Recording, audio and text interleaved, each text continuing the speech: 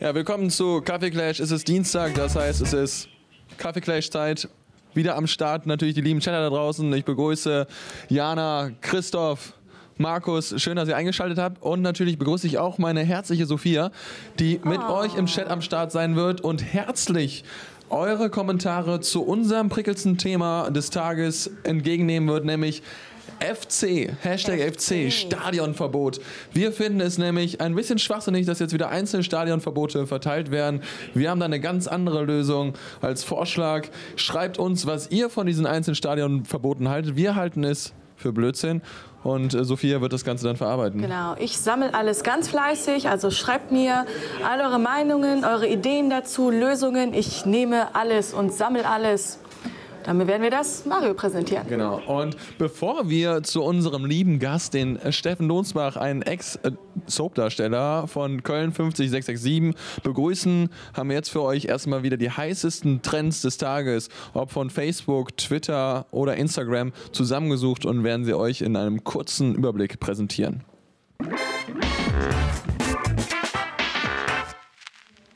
Ja, Hashtag Tattoo Fail war heute auf jeden Fall ein ganz großes Thema. Und zwar hat die Zeitschrift Die Bild, wir mussten ausnahmsweise mal auf die Bild zurückgreifen, weil wir fanden es einfach sehr witzig, folgendes Bild gepostet. Und zwar ging es um ein Paar, und zwar Roland und Beatrice haben dieses wunderschöne Bild machen lassen. Das ist ein Heiratsantrag. Erstmal eine ziemlich geile Idee. Also er hat sich ihren Heiratsantrag komplett auf die Seite tätowieren lassen. Ziemlich geile Idee. Und sie hat auch noch Ja gesagt. Das Problem ist nur, wenn man den ersten Kommentar darunter sieht, dann weiß man direkt, worum es geht. Nämlich wurde geschrieben, da möchte man mit roter Farbe die ganzen Fehler unterstreichen und dann benoten. Und dieses Feeling ist tatsächlich, kann man sehr gut verstehen, nämlich wenn man mal genau hinschaut, wir haben uns jetzt einfach mal einen Satz rausgepickelt, dann steht da zum Beispiel, daher wünsche ich mir nichts sehnlicher, als dass du meine Frau werden willst. Tja, ne? Also wenn man jetzt zum Beispiel diesen einen Fehler einfach mal schade. Das hätte so schön werden können. Aber wir haben natürlich noch 3 andere Sachen gefunden, die wir euch nicht, die wir auch sehr cool fanden. Und zwar, ja, das ist von Steffen Donsbach gestochen. Dieses Tattoo fanden die Mädels natürlich total geil. Ja, und wir wissen, der Leberfleck ist sehr schön platziert, ja, das ist fast wie ein Gesicht. Wir wissen nicht, ob echt ist oder nicht echt ist, es ist fast wie ein Gesicht. Dann haben wir noch dieses Bild hier, ein Schmetterling, ob das mal eine Raupe war und sich langsam zum Schmetterling entfaltet, das ist natürlich sehr gut möglich. Und mein persönliches Highlight, Shaqiri, der Fußballer, ist jetzt zu Stoke City gewechselt und da hat jemand vor einem Jahr eine Wette angekündigt. Er sagte, wenn Shaqiri tatsächlich zu unserem Verein kommen sollte, dann lasse ich mir das Tattoo auf den Hintern tätowieren. Das Ganze, wenn man das nochmal dreht, sieht man, was für eine wunderschöne Behaarung. Ja, er hat es auf jeden Fall gemacht. Sensationell. So viel zu unserem ersten Hashtag. Unser zweiter Hashtag des Tages ging nicht um Tattoos, aber es geht bunt weiter. Und zwar haben wir die Weiß, eine Zeitschrift, Weiß Germany, die uns jeden Tag mit interessanten Informationen über kuriose Geschichten beliefert. Tatsächlich kann man sagen, da sind sehr viele witzige Sachen dabei. Und jetzt haben die eine neue Stelle ausgeschrieben. Und das Ganze ist ein bisschen in die Hose gegangen. Wir haben hier die Stellenausschreibung für den Copywriter und Konzepter. Und wenn man genauer hinguckt, dann sieht man, dass die Qualifikation eine namenhafte Agentur sein soll.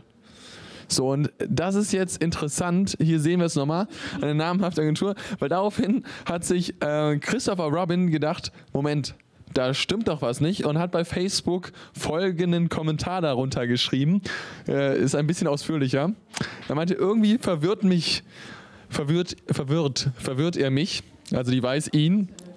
Jeder zweite eure Artikel hat irgendwelche Referenzen zu Drogenkonsum oder darüber, wie man sich am effizientesten auf der Underground-Hardcore-Raves an den Geschlechtsteilen von Emma pushenden Twittern treibt. Ja, so in die Richtung geht das und das hat für sehr viel Aufsehen erregt. Insgesamt 6000 Leute fanden diesen Kommentar ziemlich geil und wir haben uns halt gefragt, wie geht die ganze Geschichte weiter, weil das ist ja schon so ein kleiner Shitstorm, der da ausgerollt ist. Und mittlerweile wurde sowohl der Kommentar von ihm runtergenommen, als auch die Stellenausschreibung ist nicht mehr da. Ob die jetzt nochmal hingegangen sind und das Ganze sich überdacht haben, ob sie da noch was anderes haben, wir wissen es nicht genau. Naja, auf jeden Fall unser letztes Thema des Tages neben Tattoos, neben Vice City. Jetzt muss ich noch mal ganz kurz auf den Zettel schauen, was denn unser letztes Thema war. FC natürlich. So durcheinander von den ganzen Sachen. Wir hatten es eben schon mal angekündigt. Was haltet ihr vom Stadionverbot? Ich persönlich finde ja, wenn da jemand hingeht und ein Stadionverbot bekommt über ein Jahr hinweg, sich benehmen muss und es dann vom Verein persönlich zur neuen Saison wieder genommen bekommt und wieder hin darf, dann ist das doch, und es dann wieder verkackt. Das ist ja doch wie, als wenn er in seine Stammkneipe endlich wieder rein darf und das Erste, was er macht, ist auf die Theke zu pissen. Ja, also das ist auf jeden Fall eine ziemlich dumme Aktion gewesen.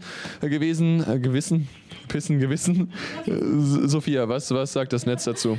Ja, auf jeden Fall sind natürlich alle ähnlich auf deiner Seite. Also Randalierer wird es wahrscheinlich immer geben.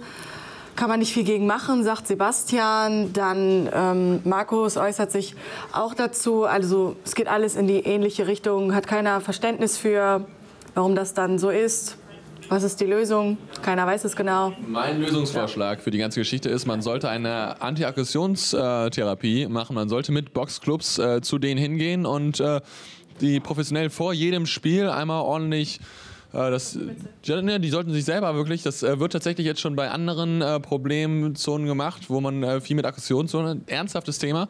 Und zwar wurde sowas jetzt auch in einem Flüchtlingsheim angeboten. Da ist ein Boxclub, der jetzt in das Flüchtlingsheim reingeht und dort mit den Flüchtlingen einmal die Woche trainiert und es soll schon seine Früchte zeigen. Vielleicht ist das ein ernsthafter Vorschlag, also lieber FC, überlegt euch das.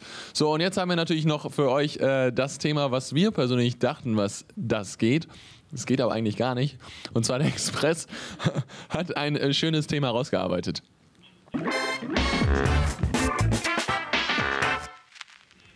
Nämlich die Wahl steht an.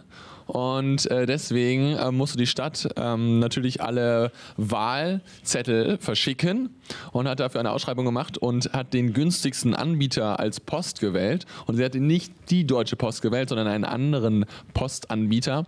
Und jetzt sind 20.000 Wahlzettel wieder zurückgegangen, weil die Post nicht in die Häuser rein konnten, unter anderem, weil normalerweise die Briefkästen ja immer in den Höfen drin sind und nur die Deutsche Post selber den Schlüssel hat und das hat zu sehr vielen Problemen gesucht. Die Sophia wird natürlich diesen Artikel posten für euch, dann könnt ihr euch den nochmal zu Gemüte führen.